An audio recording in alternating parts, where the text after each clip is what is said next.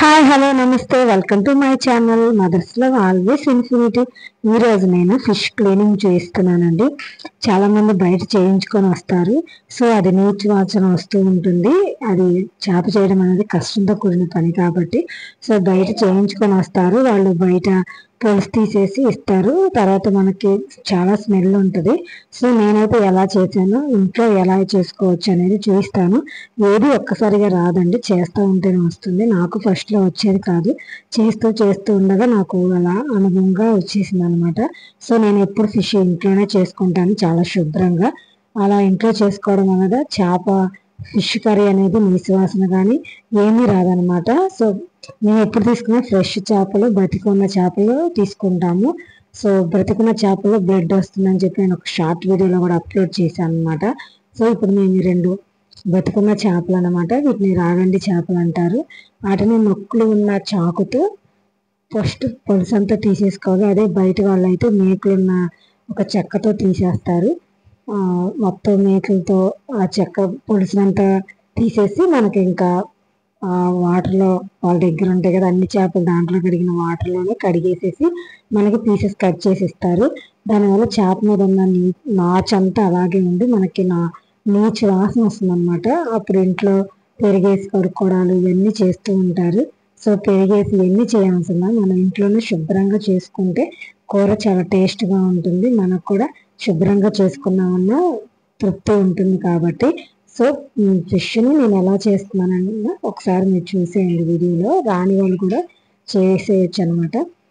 నొక్కులున్న చాకు ఒకటి తీసుకొని, మామూలు చాకైనా పర్లేదు, నా దగ్గర అయితే నొక్కులున్న చాకు ఒకటి ఉంది. దాంతో పులుసు మొత్తం పీకేసాను అనమాట. పైన పులుసు అంతా పీకేసిన తర్వాత ఆ నొక్కు చాకుతోనే పైన గీకితే నాచులాగా వస్తుంది అనమాట. ఒకసారి నేను చూపిస్తాను. మొత్తం పులుసు అంతా గీకేసుకున్న తర్వాత ఏది ఒక్కసారిగా రాదండి, చేస్తూ ఉంటే అనుభవంతో. చూసారా, నేను గీకుతూ ఉంటే చేప మీద నాచు అంతా వచ్చేస్తుంది. దానివల్ల మనకి చేప చేయి జారిపోతూ ఉంటుంది. సో శుభ్రంగా ఫస్ట్ అదంతా గీకేసుకుంటే చాలా క్లీన్గా వస్తుంది అనమాట. ఆ నలుపు కూడా చాలా వరకు వచ్చేస్తుంది.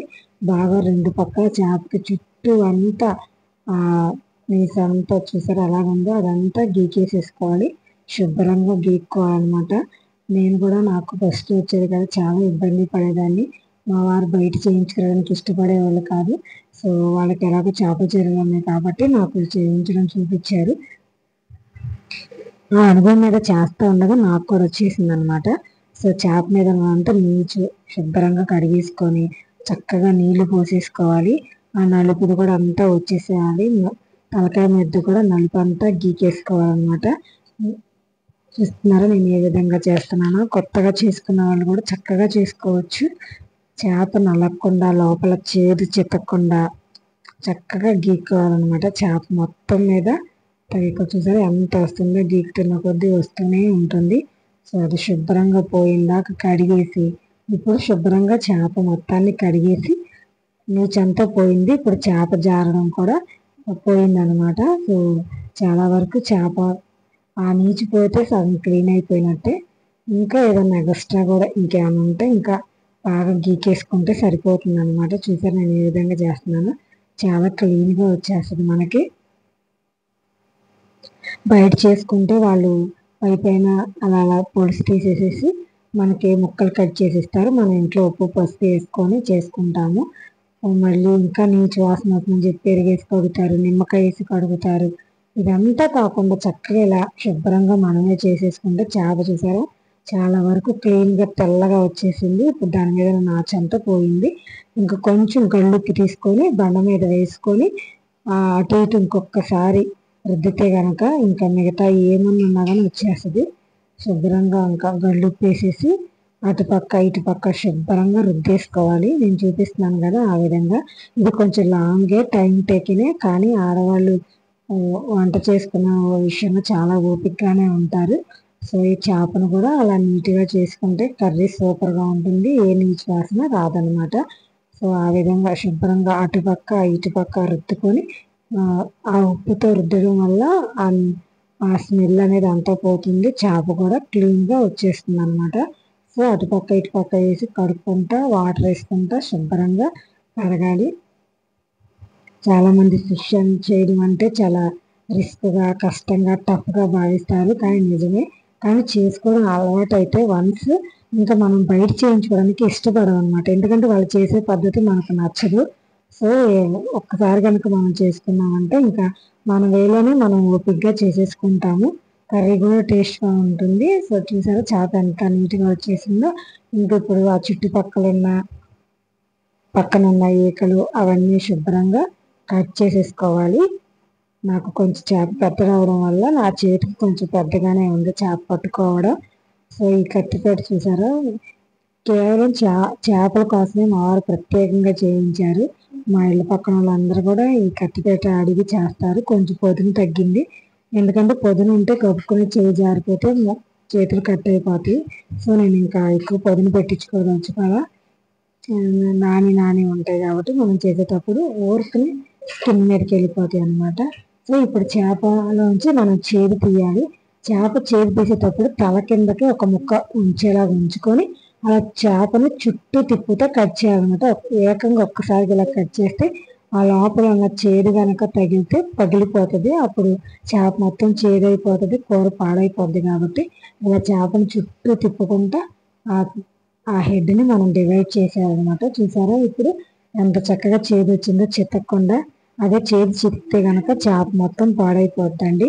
సో చేదు చితక్కుండా వచ్చింది. నేను అసలు చేప చేయడంలో పెద్ద టాస్క్ ఏంటంటే చేదు చితక్కుండా బయటకు తీయడం అనమాట. సో ఇప్పుడు నేను చేదంతా తీస్తాను. ఇంకా హెడ్ దగ్గర మనకు పని ఉంటుంది. హెడ్లో పళ్ళు, నాలుక ఇంకా ఎక్స్ట్రా ఉంటాయి. అవన్నీ మనం ఇప్పుడు తీసేసుకోవాలి ఒకటి. నేను మీకు చేస్తాను అనమాట. చేపలో పళ్ళు ఉంటుంది, నాలుక ఉంటుంది, అవన్నీ తీయాలి. ఆ శంఖాలు ఒకటి డివైడ్ చేసేసుకొని చేపను అక్కడ నిలువుగా కట్ చేసుకుంటే మనకి ఈజీగా ఉంటుంది. ఆ మధ్యలోకి ఇలాగా నిలువుగా కట్ చేయాలన్నమాట. అక్కడ కట్ చేసినప్పుడు మనకి పళ్ళు కనపడతాయి. సో ఆ పళ్ళుని తీసేసుకోవచ్చు అనమాట. కొంచెం చేప చేసుకోవడం సమయం పడుతుంది, కానీ ఆడవాళ్ళు ఏ పని అయినా చేయగలరు. సమయం అయినా సరే మనం చేసుకోవాలనుకుంటే చేసుకోగలం కాబట్టి. సో అది పళ్ళు చూసారా, కరెక్ట్గా పళ్ళ దగ్గర కట్ అయిపోయింది. అది చేప పళ్ళు అనమాట. కంపల్సరీగా మనం పళ్ళు తీసేయాలి. చూసారా ఏ విధంగా ఉన్నాయో, ఇంత పొదునుగా ఉన్నాయో వాటి పళ్ళు. సో ఆ పళ్ళు అన్నిటిని మనం తీసేసుకోవాలి. డివైడ్ చేసాం కాబట్టి అటుపక్క ఇటుపక్క ఉంటుంది. సో ఆ పళ్ళుని తీసేయాలన్నమాట. అదిగోండి నేను చేస్తున్నా కదా అలాగా. తర్వాత ఆ భాగాన్ని కూడా తీసేయాలి. అది నాలుక అనమాట. ఆ నాలుకని కూడా తీసేయాలి. అదంతా నాలుక అంగిలి అంటారు కదా, మనకు అంగిలి ఉంటుంది కదా, అలాగే ఆ భాగాన్ని కూడా తీసేసుకోవాలి.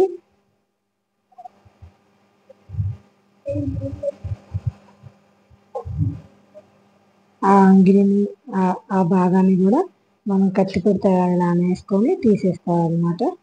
సో ఇప్పుడు హెడ్లో ఇంకా మనం శంఖాలు ఒకటి, కళ్ళు ఒకటి. చాలామంది కళ్ళు ఉంచుకోవడానికి ఇష్టపడతారు. నేనైతే కళ్ళు ఉంచనండి, నాకు ఇష్టం ఉండదు.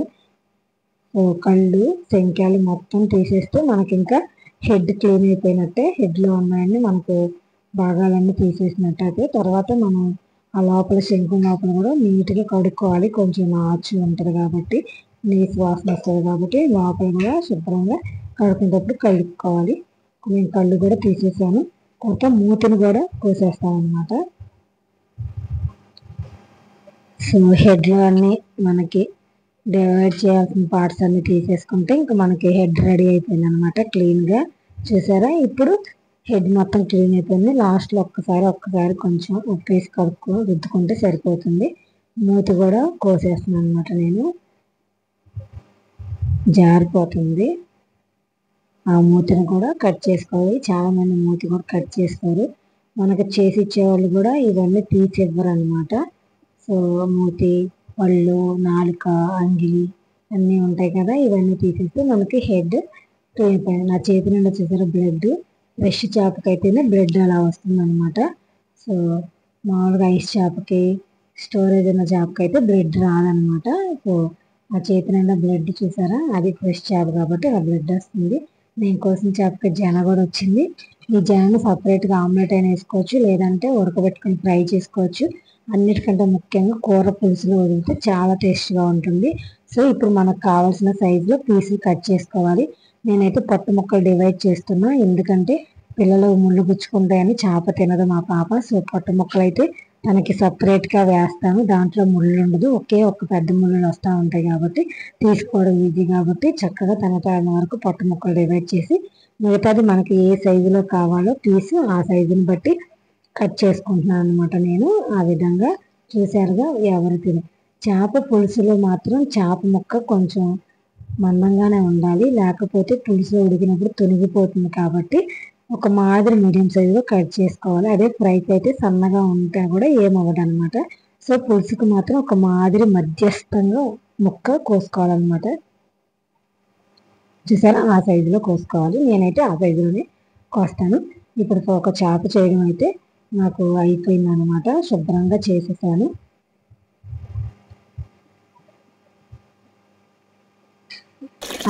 ఇంకా నెక్స్ట్ చేప కూడా మీకు చూపించేస్తున్నాను. ఇదే విధంగా ఆ చేపను కూడా చేసేసుకోవాలి.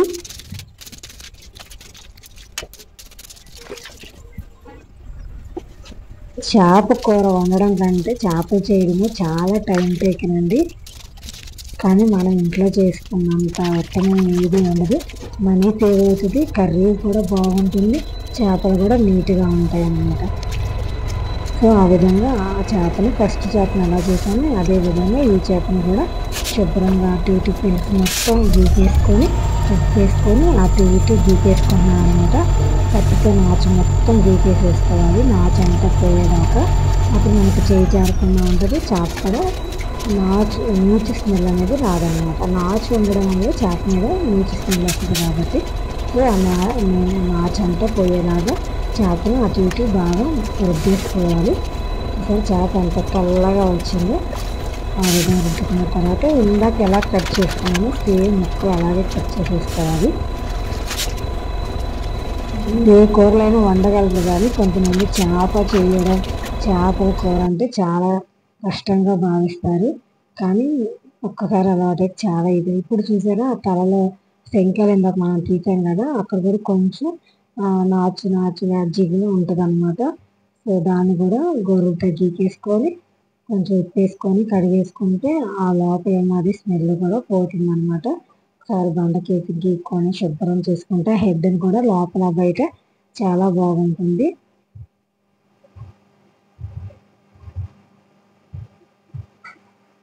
ఇప్పుడు ఆ చేప ముక్కల్లో ఉన్న నలుపు మొత్తాన్ని చక్కగా తీసేయాలి. ఇలా నలుపు అనేది ఉండకూడదు అనమాట.